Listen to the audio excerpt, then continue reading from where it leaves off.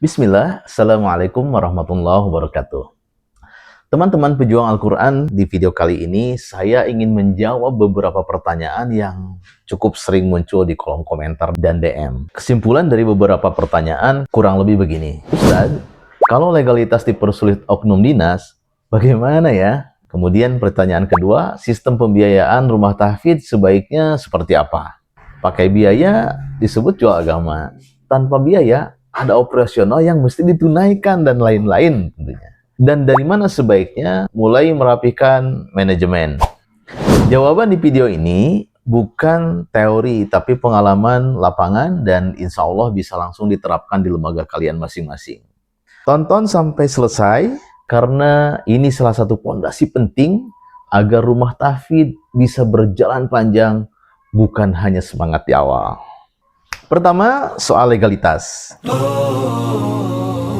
Aku ingin sampaikan dengan jujur dan berimbang ya. Ketika kita sudah memaksimalkan ikhtiar, mengurus legalitas ke Kemenag, ke dinas, atau instansi-instansi terkait, namun di lapangan dipersulit oleh beberapa oknum, maka tidak berdosa dan tidak masalah jika proses itu tidak dilanjutkan sementara waktu. Kenapa? Karena setiap daerah memang berbeda-beda pola kebijakannya, berbeda karakter pejabatnya, berbeda mental dan budaya birokrasi orang-orangnya. Allah Ta'ala alam. Tapi yang minimal dan wajib menurut pengalamanku itu adalah RT, RW harus mengetahui. Kemudian desa atau kelurahan juga harus mengetahui bahwa rumah tahfidz kita itu ada dan aktif. Dan perlu kamu ketahui, perlu kamu catat, ini bukan meminta izin, tapi memberitahukan bahwa kita sebagai orang beriman, sebagai masyarakat yang memiliki sedikit ilmu di bidang tersebut, ingin berkontribusi, bermanfaat untuk masyarakat dalam memfasilitasi tempat belajar Al-Quran yang profesional. Yang tentunya ini pun tentu menjadi asbab membantu pemerintahan juga toh. Dan ini semua tuh penting. Penting untuk apa? Untuk keamanan lingkungan, ketertiban sosial, dan kepercayaan masyarakat sekitar. Jangan sampai kita ini kehabisan energi di meja birokrasi. Padahal santri sudah menunggu. Al-Quran harus terus diajarkan. Legalitas itu penting, tapi keberkahan, amanah, dan kualitas pendidikan Al-Quran itu jauh lebih utama.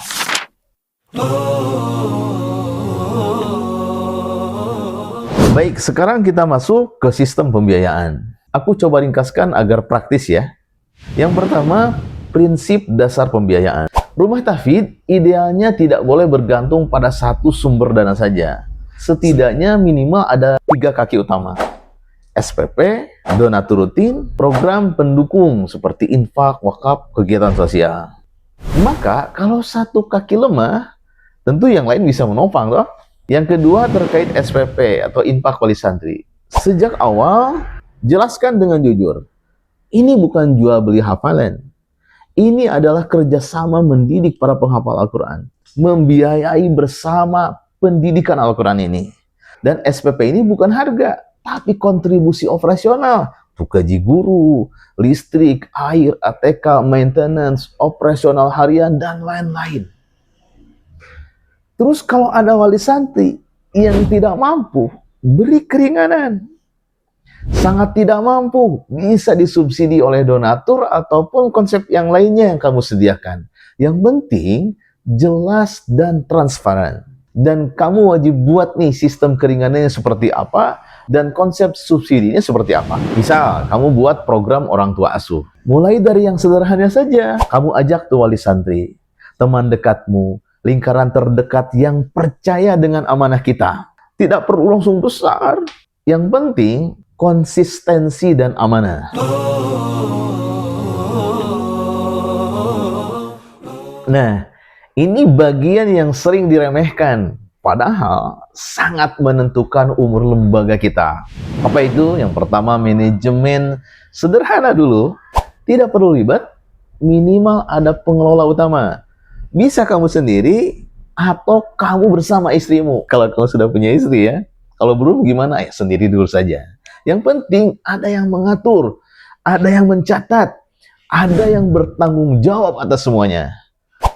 Ingat, jangan semuanya nanti-nanti. Oke? Ini sangat penting teman-teman. Sampaikan secara terbuka. Ayah bunda, mulai saat ini insya Allah rumah tahfidz Quran kami akan kami rapihkan manajemen dan sistemnya. Agar lebih profesional, lebih amanah, dan bisa memberikan pelayanan terbaik bagi para penghafal Al-Quran. Yaitu anak ayah bunda itu sendiri. Kalimat ini insya Allah menenangkan wali santri, menumbuhkan kepercayaan, mengajak mereka untuk satu visi dalam memandang pendidikan ini. Dalam kontribusi pendidikan amal besar, yaitu para penghafal Al-Quran.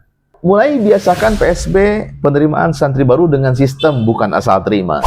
Minimal ada pendaftaran, seleksi ringan. Seleksi ringan itu untuk apa? Kamu jelaskan. Untuk menentukan level kelas atau level-level halakohnya. Kemudian stadium general nih. Stadium general ini kunci teman-teman.